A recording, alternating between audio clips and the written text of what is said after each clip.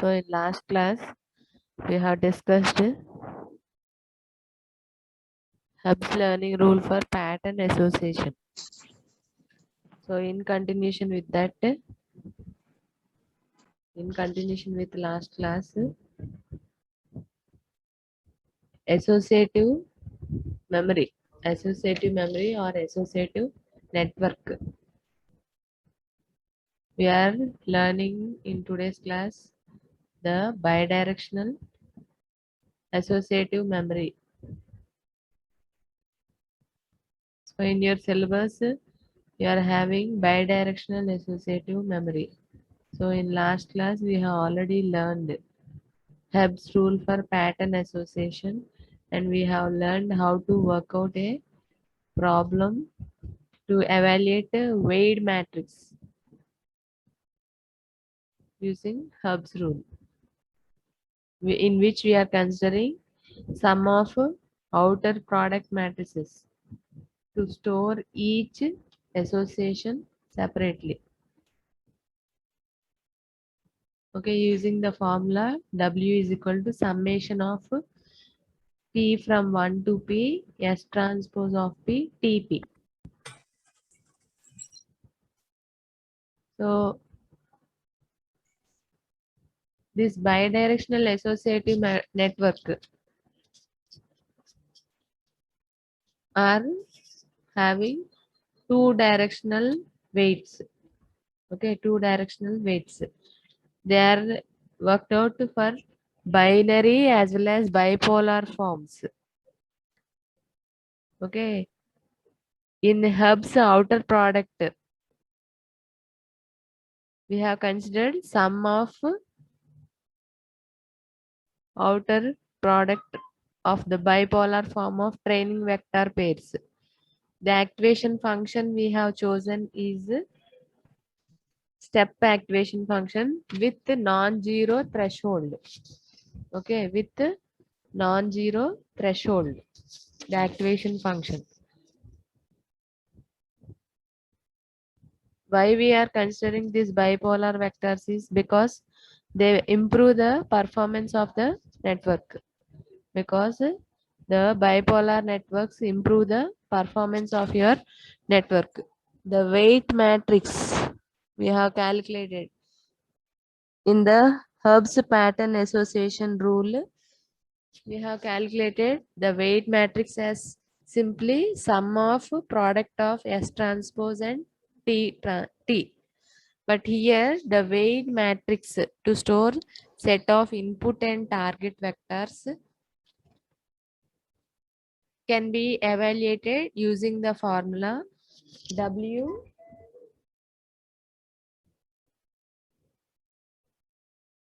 We are using here the formula Wij. This formula Wij is equal to sum of 2 SIP minus 1, 2 into TJP minus 1. So instead of directly considering product of SP transpose and TP, we are considering 2 times SIP minus 1 into 2 times TJP minus 1. This is specifically very important for evaluation of your weight matrix. Okay, we are having two types of BAMs, bidirectional associative memories, discrete BAM and continuous BAM. Okay, why we are going for this associative memory networks is for analysis and training up of your neural network with the patterns. We are referring to train up your binary form or bipolar form of your input patterns to get your output patterns. Okay, Next thing is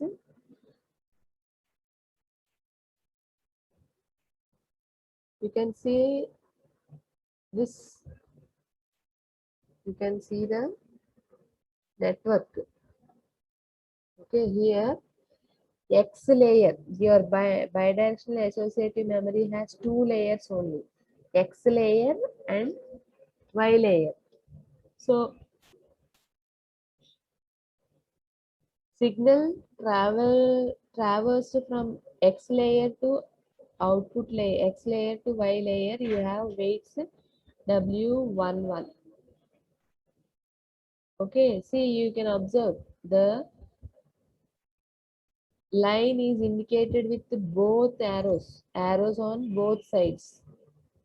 Arrows on both sides. There are arrows for your signal on both sides. So only the name have come as bidirectional associative memory.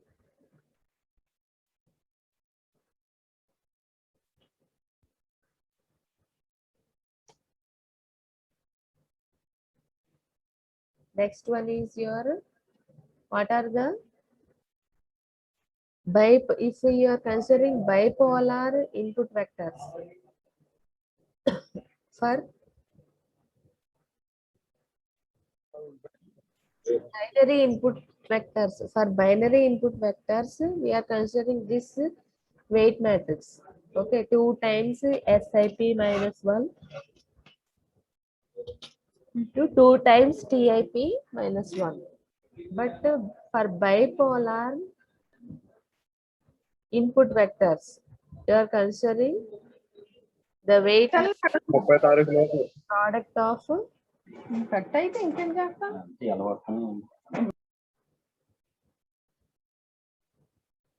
simply the product of SIP and TJP.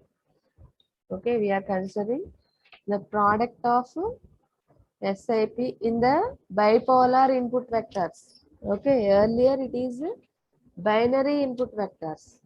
But when we are having bipolar input vectors, we consider directly the product of SIP and TIP. Okay. So next, what are the activation functions for discrete bidirectional associative memory? Okay.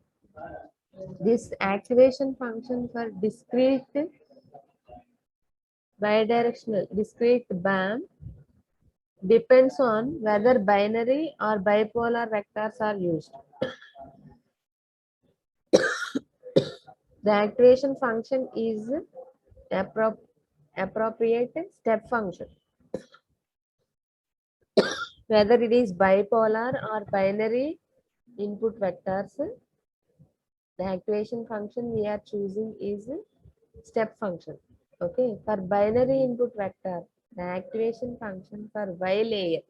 First, it is given for Y layer. Okay. For Y layer, the activation function is given. Yj is equal to 1 if Yinj is greater than 0, equal to Yj if Y input, this is indicating your Y input is equal to 0. 0 if Y input is less than 0. So similarly, the activation function for X layer, also same.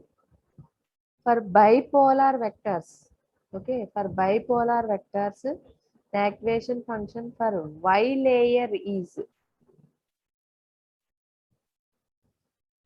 for Y layer, here you are considering should be greater than or equal to vector. Okay, Vj is indicating unity vector.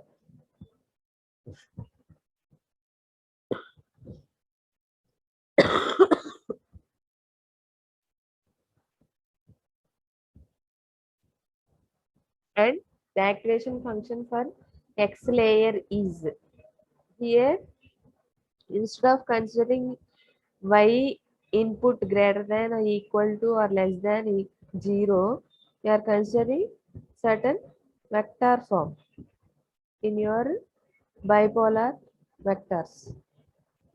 Okay, you can observe that if the net input is equal to threshold value, the activation function decides to leave the activation of that unit at its previous value only. See this case, particularly when your is equal to your threshold value. When the input is equal to threshold value, your activation function is remaining in the previous value itself. So this is the case in discrete bidirectional associative memory. In the continuous bidirectional associative memory, we are considering the transfer of input smoothly to the respective outputs between the range of 0 and 1. Okay, here the continuous BAM uses sigmoidal function as an activation function. Your discrete BAM is using unit step function as your activation function. But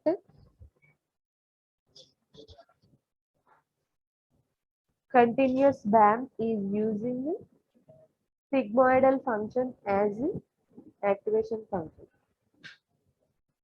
Okay. So for Y layer and for X layer, the sigmoidal activation function is mentioned separately, just as it is mentioned for activation for discrete associative memory. Okay. So here the binary input vectors, the weights are determined by using the same formula, summation of 2 SPI minus 1 into 2 TJP minus 1.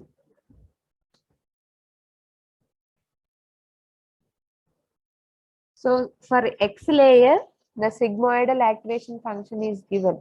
Fy input is equal to 1 by 1 plus exponential of minus y input.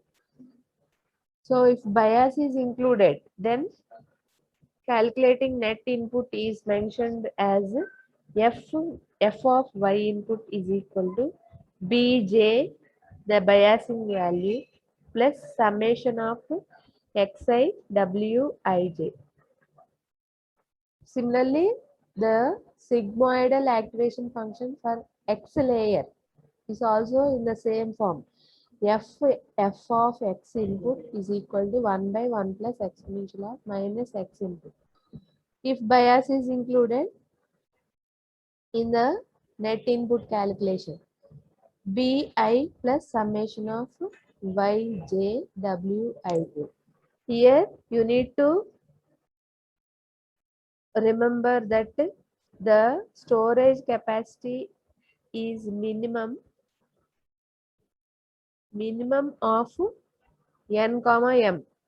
Okay, that is n is number of units in X layer and m is number of units in Y layer. You may be asked, what is the storage capacity of BAM in continuous mode? So it is minimum of n comma m. If suppose m and n are equal, so obviously it will be one of the values. Okay. If n is 2 and m is 4, then 2 is your memory capacity. Okay. And one more 2 marks question is define Hamming distance. Okay. Here, while evaluating your weight matrix, you need to find out what is the difference between number of bits to binary or bipolar vectors. Two binary or bipolar vectors. What is the difference? Which is known as Hamming distance between the vectors. Okay, the difference between the number of bits,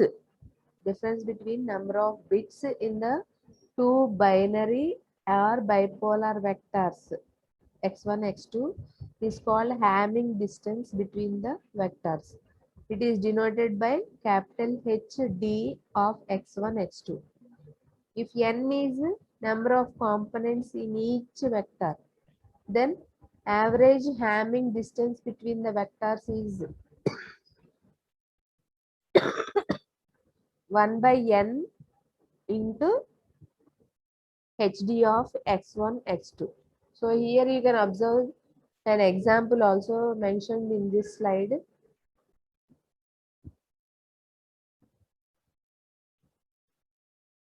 X1 is mentioned, x2 is mentioned. The Hamming distance is 4 because there are change in the difference in bits between these two, these two, and these two. Okay, that is your Hamming distance. Difference between number of bits in two binary or bipolar vectors. So it is mentioning as 4. Okay, average Hamming distance is 1 by 8 times 4. That is 0.5, which is based purely on number of components in the vector. Okay, define Hamming distance, you may be asked. The difference between the number of bits in two binary or bipolar vectors is called Hamming distance between the vectors. It is indicated by HD of x1 comma x2, where small n is the number of components in each vector. So here you are having totally 1, 2, 3, 4, 5, 6, 7, 8 components. So among the 8 components, there is difference existing between only 4 components. Okay, this one is x1 is 1 means x2 is 0. This place at the first place.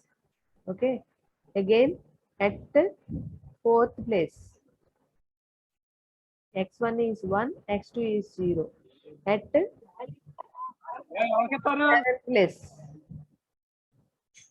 seventh place, and at eighth place. What is there is difference between your bits. So this 4 is indicating Hamming distance between the two binary vectors. So if you are asked average Hamming distance, 1 by n times HD of x1 comma h2. Okay, this may be asked for 2 marks.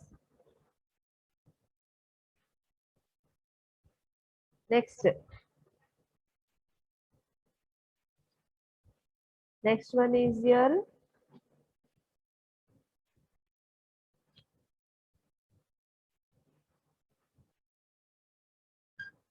discrete Hopfield network.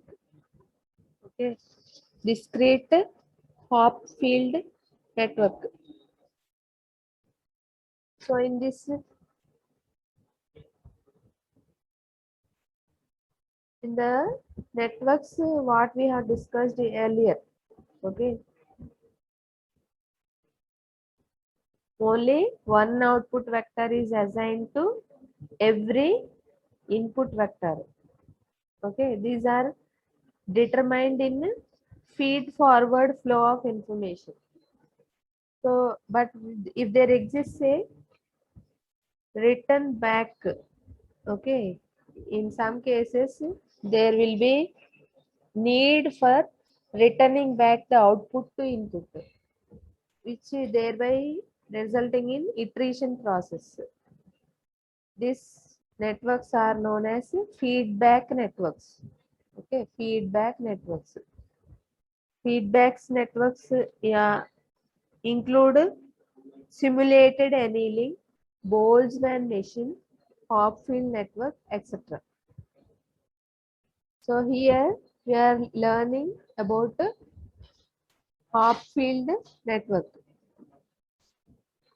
This Hopfield network is working on magnetic behavior of solids, which is describing property of magnetic atoms using two states, 1 and -1.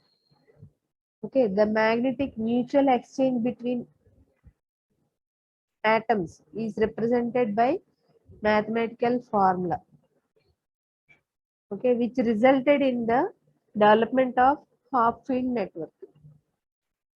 The topology of Hopfield network is very simple. It is very simple. It has n neurons where all are networked with each other. All the n neurons are networked with each other. But one drawback of this Hopfield network is it is able to recognize, sorry, it is advantage, not disadvantage. The Hopfield network is able to recognize unclear pictures correctly. However, only one picture can be stored at one time.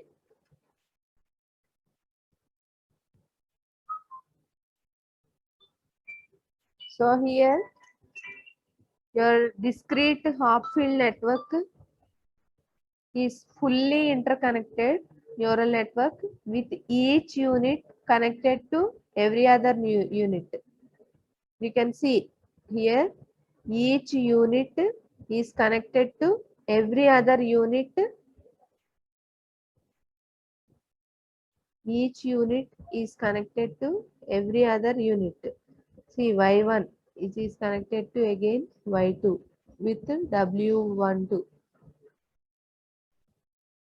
connected to Y3, Yn. So each unit is connected to every other unit in the network. Okay, the net has symmetric weights with no self connections. Self connection is not there. One point you need to remember is there is no self connection. All the diagonal elements of the weight matrix of Hopfield network are zeros. The main difference between Hopfield and auto-associative net is that in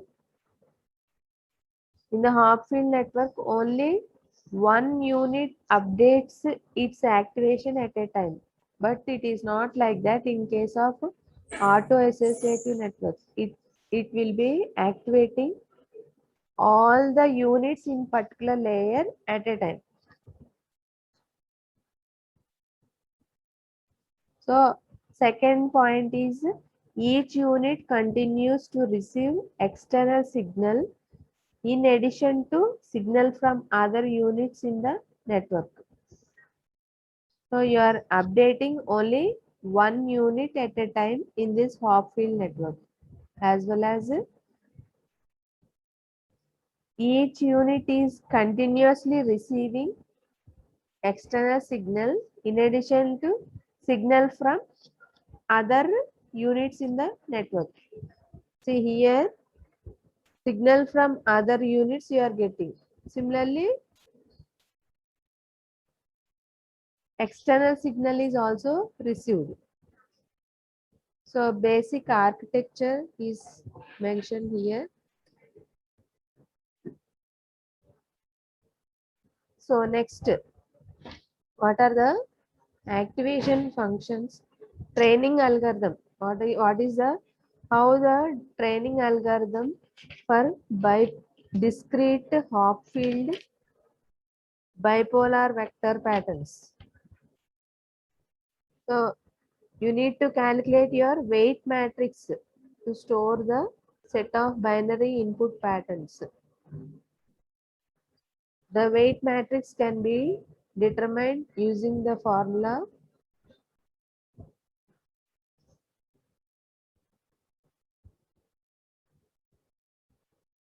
summation of p terms 2 SIP minus 1 into 2 SJP minus 1. So for bipolar input patterns, we are considering sum of SIP into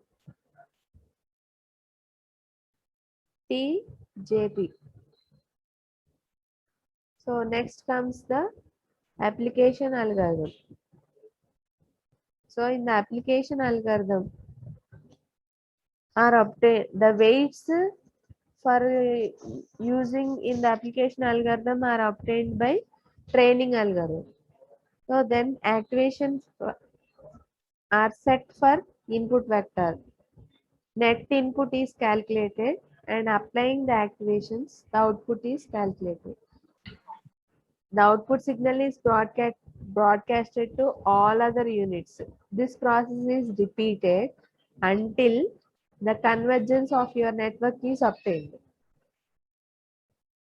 Okay, steps involved in the application algorithm of Hopfield network are initialize. First step, initialize weights to store pattern. While activation of net are not converged before. Second step, for each input vector, you need to repeat steps 3 to 7. Fourth step, set the initial activations of net in equal to the external input vector. Set initial activations of net equal to external input vectors. Fourth step, you need to perform 3 to 7 for every unit by j.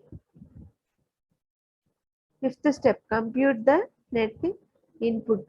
Y input is equal to xi plus summation of yj wji. So next step, sixth step is determine the activation output signal. Usually we consider to be unit signal. Okay. Next, you need to broadcast these values of y to all other units. Next, step 8, test for convergence. You need to test for convergence. The order of update of unit is random in case of application algorithm for Hopfield network. Okay, the order of update of unit is random, but each unit must be updated at the same average rate.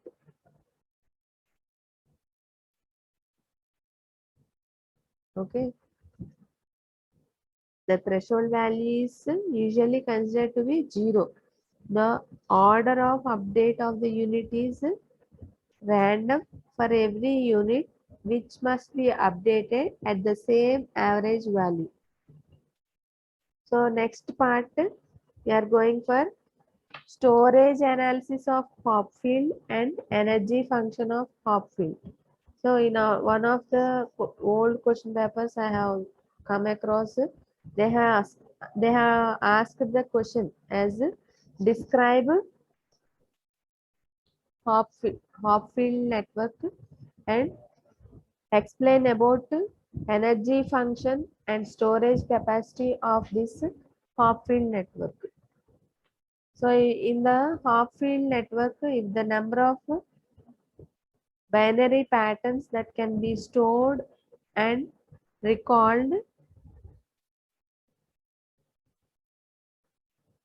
by the given formula, okay, that is P is equal to n by 2 log to the base 2 of n.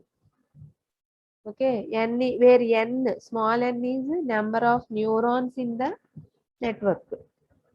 That is the storage capacity.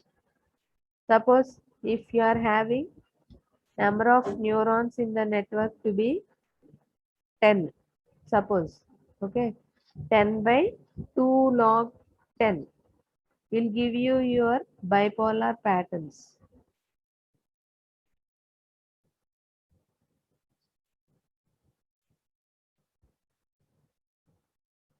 Okay, next one is the energy function. So the discrete network will converge to stable limit point, which is considering the energy function of the system. So the energy function is that is bounded below and is non-increasing function of the system. Non-increasing function of the system. The energy function for discrete half-field network is given by E is equal to summation of E is equal to minus 0.5 summation I not equal to J summation J yi yj wi j minus summation xi yi plus summation theta I yj. So you have your x is input layer, y is output layer, wij is weight function. Okay, theta is your threshold value. So the energy change will occur due to change in state of the neuron, which is given by delta E. Okay, delta E, change in energy, is mentioned in this equation.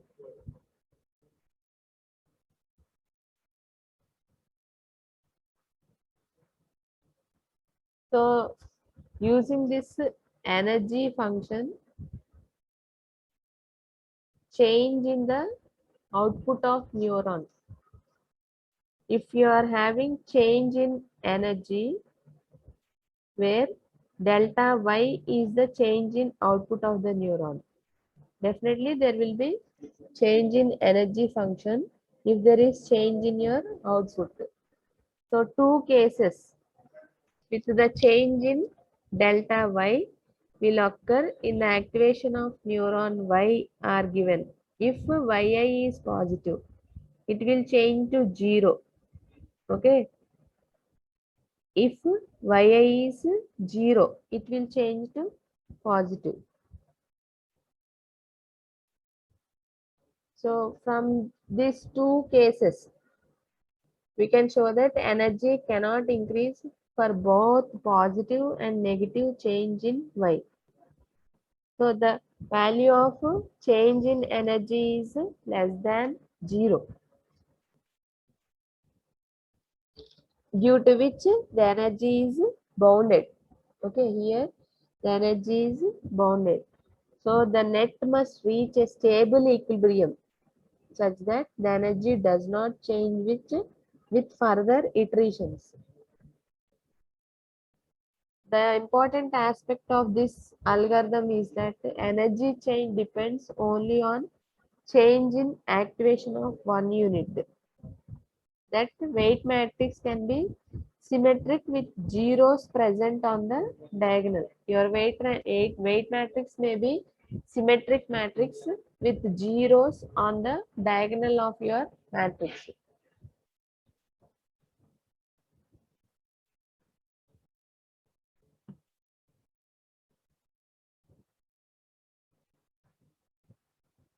Okay, this is about your half-field network. If you have any queries, you can ask.